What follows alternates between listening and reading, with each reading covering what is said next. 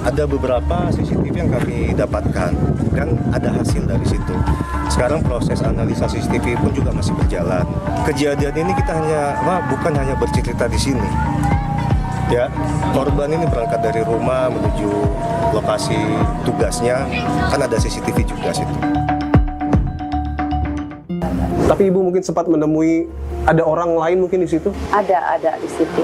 Di situ ada sebelah kiri ya, sebelah kiri ada dua pemuda cowok. Di pos jaga itu? Iya, di pos itu ada.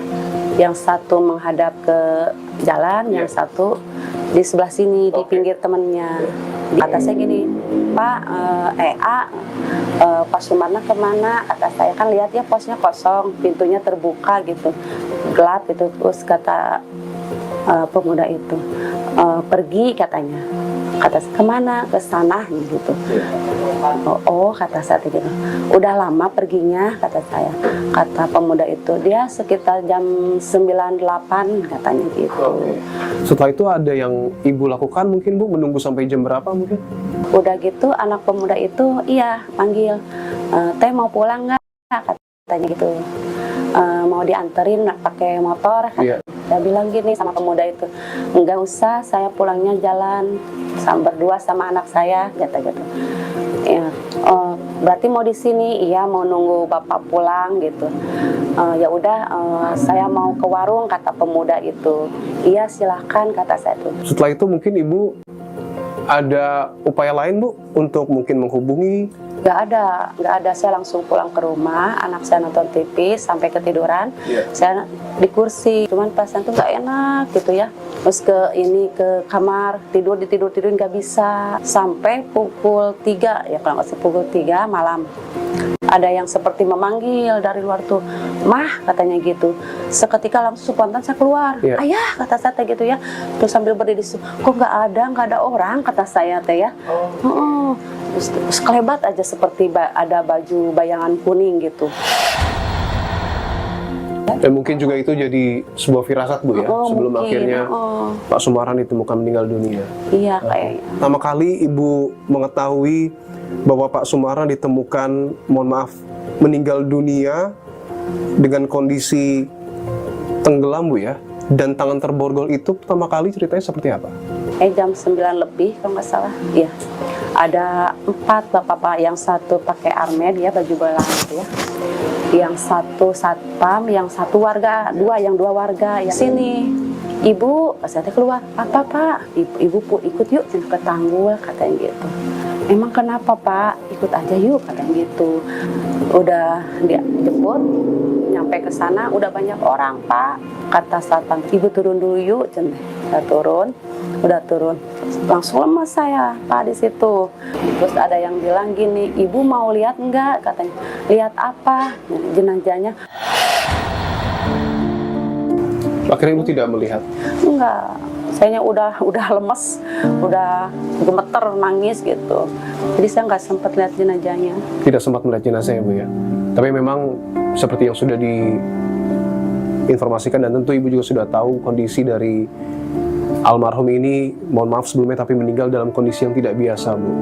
Ketika pertama kali Ibu mengetahui kondisi almarhum meninggal dunia dengan, mohon maaf sekali lagi, tapi tenggelam dan tangan terborgol Bu, yang ada di pikiran Ibu saat itu seperti apa Bu? Saat itu kaget aja Pak, sedih, tega gitu, tega. Itu orang tega banget tuh. Ibu meyakini bahwa kematian dari almarhum ini memang disebabkan karena tindak pidana pembunuhan? Kurang tahu Pak, saya nggak berpikiran itu sih. Cuman pikiran saya kok tega gitu ya, tega aja. Ada mungkin pihak yang Ibu curigai Bu? Nggak ada. Tidak ada sama sekali? Nggak ada. Oke. Terakhir mungkin Bu, bahwa penyelidikan yang dilakukan polisi ini kan dapat dikatakan tidak sebentar, bahkan bisa dikatakan cukup lama karena memang tantangannya adalah tidak ada CCTV.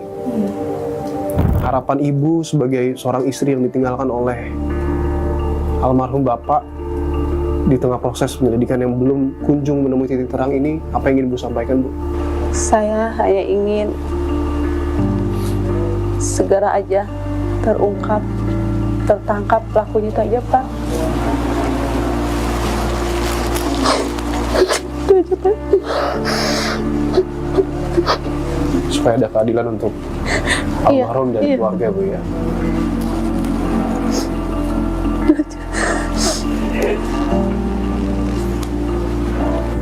Tentu kita semua doakan, Bu ya.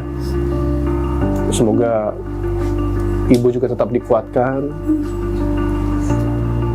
Semakin banyak orang yang juga mensupport Ibu, dan tentu semoga proses penyelidikan ini juga segera menemui titik terang, Bu ya. Oke, baik.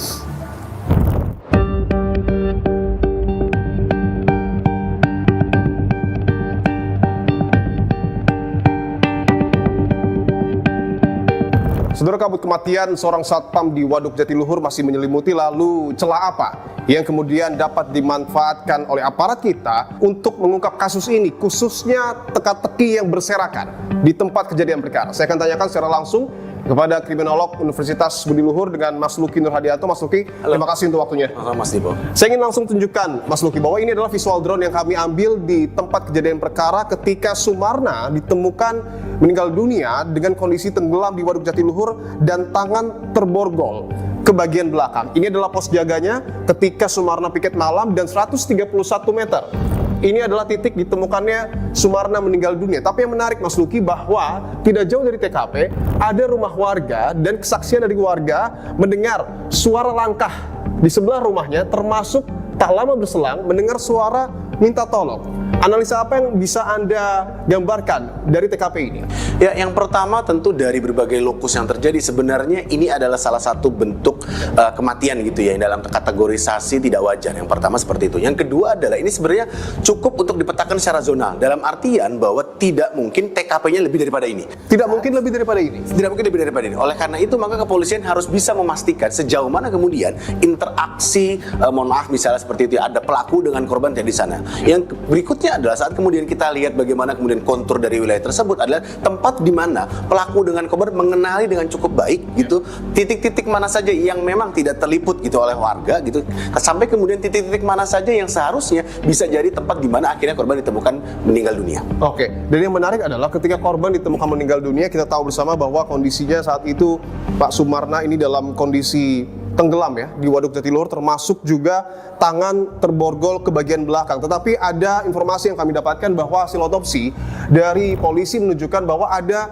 luka dari benda tumpul di bagian depan wajah dan juga di bagian belakang kepala. Apakah dengan temuan ini dapat disimpulkan bahwa kematian Sumarna ini disebabkan oleh tindak pidana pembunuhan? Ya, ini menjadi menarik saat kemudian korban berada pada kondisi atau kemudian jenazah yang tidak wajar. Ada dua aspek yang kemudian bisa kita kategorisasi. Yang pertama adalah apakah memang yang bersangkutan meninggal dunia pasca terjadinya kekerasan. Saat kemudian ini terjadi, seharusnya bisa kita rekonstruksi bahwa seharusnya antara pelaku dengan korban memiliki satu ikatan, atau bisa kita kategorisasi adalah pelaku memiliki perencanaan untuk bisa mengasih korban. Ada perencanaan di sana? Dalam konteks tertentu bisa kita kategorisasi demikian. Jika memang pembunuhan itu atau kemudian kejadian korban tersebut terindikasi bahwa adanya kekerasan, sampai kemudian bagaimana korban dibuat sedemikian rupa gitu, tidak bisa melakukan perlawanan. Jadi dalam konteks ini apakah memang ada kronologis borgol yang kemudian dilekatkan kepada korban itu kemudian terjadi untuk bisa mengakhiri nyawanya, atau di sisi lain diakhiri nyawanya dulu baru ditenggelamkan. Ada kedua aspek ini yang seharusnya bisa dibuktikan sejauh mana akhirnya unsur pidana itu bisa memberatkan orang-orang yang terlibat di sana, atau mohon maaf jika memang akhirnya korban mengakhiri hidupnya secara mandiri. Oke, tadi Mas Luki sudah menyampaikan bahwa jika betul ada tindak pidana pembunuhan, terlebih lagi berencana, tidak menutup kemungkinan bahwa korban ataupun Pak Sumarna ini mengenali pelakunya. Apakah bisa dikatakan bahwa terduga pelaku tindak pembunuhan terhadap Pak Sumarna ini adalah orang di sekitar dari korban? Ya, dan dengan ketiadaan satu benda barang yang hilang, terus kemudian ketiadaan satu upaya kekerasan yang sangat fundamental seperti itu, atau kemudian babi buta, maka ada indikasi yang paling kuat. Pertama adalah sensitivitas berkaitan dengan pelaku dengan korban itu cukup tinggi, dalam artian bahwa interaksi antara pelaku dengan korban seharusnya memiliki ikatan yang cukup kuat. Itu yang pertama. Yang kedua, jika memang mohon maaf ini dilakukan oleh para stranger, maka tentu ada upaya yang bersifat simulator reaktif. Jadi ada stimulus yang kemudian menjadikan para pelaku itu reaktif gitu ya terhadap perilaku yang ditimbulkan oleh diri korban. Atau bahkan yang ketiga, yang mohon maaf, saat kemudian ini terjadi, apakah memang dalam konteks permasalahan dialami oleh korban itu ada hal yang tidak dia bisa selesaikan dan keluarga kemudian tidak tahu. Kita meyakini bahwa ini akan terungkap. Di Waduk Jatiluhur memang betul terdapat 27 CCTV, tetapi di lokasi kejadian tidak ada CCTV. Bagaimana bisa objek vital nasional hanya memiliki 27 CCTV, Om Zain?